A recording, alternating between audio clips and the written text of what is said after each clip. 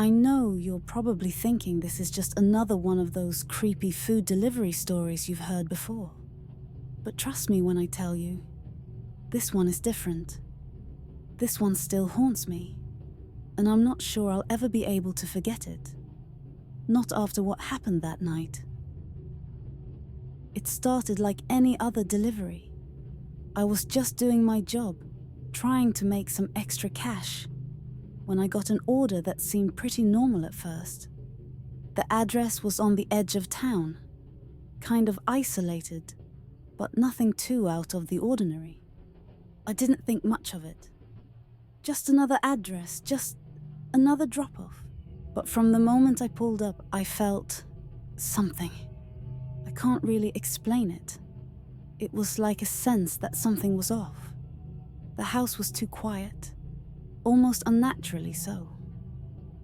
It was a big, old place. One of those houses that looks like it hasn't been touched in years.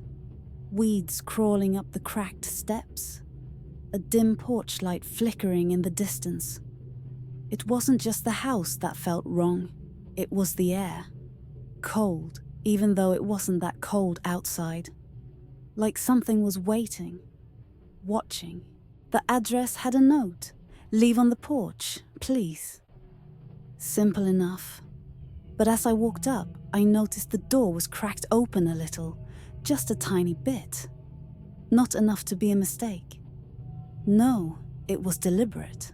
I stood there for a second, trying to shake the uneasy feeling that was crawling under my skin. I called out, "Hello! Your order's here." No response. Just silence. I set the bag on the porch, but something made me look up at the window. At the very top of the house, a figure was standing. Just standing there. A shadow barely visible, but enough to make me freeze. I couldn't tell if it was someone just watching me, or if they were waiting for me to leave. Either way, I felt the hairs on the back of my neck stand up. I waited a moment longer, expecting them to move or speak, but nothing. I turned to leave, but that's when I heard a voice, soft, raspy, coming from the shadows of the porch. "Wait."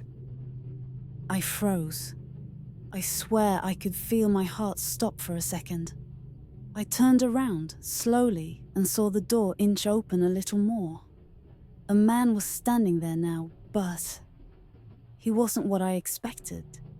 He was dressed in a dark hoodie, his face almost completely hidden under the shadow of a baseball cap.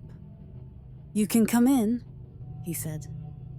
"It's just so cold out here." I smiled nervously, trying to be polite. But something felt off. I glanced back at the car, the empty street behind me. I had that feeling again. Something wasn't right. I should have just handed him the food and left. But instead I said, "I'm just gonna leave it here on the porch. Is that all right?" The man's voice got a little louder, a little more insistent. "It's fine. Just come in for a second. I'll give you a tip." I could feel the cold air biting at my skin as I hesitated, but I knew I shouldn't. I knew there was something wrong, but in that moment, I didn't trust my gut. I should have walked away. I don't know why I didn't. Maybe I thought it'd be rude, or that I was overreacting. But I stepped inside. I don't know why I didn't notice it sooner. As I stepped over the threshold, the house didn't feel lived in. The walls were bare, and the furniture looked like it hadn't been touched in years. The air inside was heavy, thick, and the man, he didn't move at all. Just stood there, staring at me. I couldn't see his eyes under that cap, but I could feel his gaze, like something was crawling under my skin. "You want a drink?" he asked. His voice sounded wrong, a little too flat, a little too forced. I shook my head. "I'm good, Thanks. Then he nodded, still not moving. You sure? It's a long drive back. I started to feel the weight of the silence in that room. The kind of silence that felt like it was suffocating me. My stomach twisted in knots. I turned to leave, but before I could take a step, I heard something. A door creak opened from somewhere deeper in the house. A loud, drawn-out creak, followed by a shuffle. Like someone was moving very slowly, I asked, "Who's in the other room?" The man didn't answer right away. Just stood there, looking at me with that same cold expression. Finally he said, "It's nothing. Just my brother." But something in his tone didn't sit right with me. I looked around again, but the house was dark. Dim, flickering lights barely lit the hallway beyond the kitchen. My mind raced, trying to figure out what I should do. Should I leave? Should I just run? But I couldn't move. It was like I was frozen in place. Suddenly, I heard a voice from the back of the house. This time, a low whisper.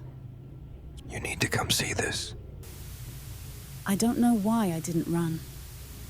Maybe it was because of the way the man was looking at me. Maybe it was because for a split second, I thought I was just imagining things. I'm not sure. But I walked into the hallway, my feet heavy on the cold wood floor. The whispering voice. It sounded so real, so close. I thought it was someone playing a sick joke. I rounded the corner and then I saw it. A figure lying on the floor in the next room. A man, or at least, it used to be. His skin was grey, his body stiff. His eyes were wide open, but lifeless. There was a sharp smell in the air, something rotten, something like decay. My breath caught in my throat. My whole body went cold. I stumbled back, and that's when the man stepped forward. His hands were shaking, his face still hidden in the shadow of that cap. But his voice was low, almost a growl now. Don't leave. I backed up, but my legs were like jelly. I don't know how, but I made it out of the house and back to my car. I didn't even look back.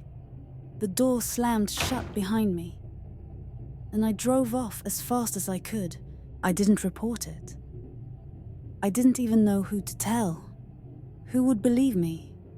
A delivery driver who just happened to wander into a house with a dead body inside. No one would have taken me seriously, so I kept it to myself. But I haven't been able to shake that feeling. The feeling that I was being watched. That there was something more going on there than I'll ever understand. I don't deliver to that part of town anymore.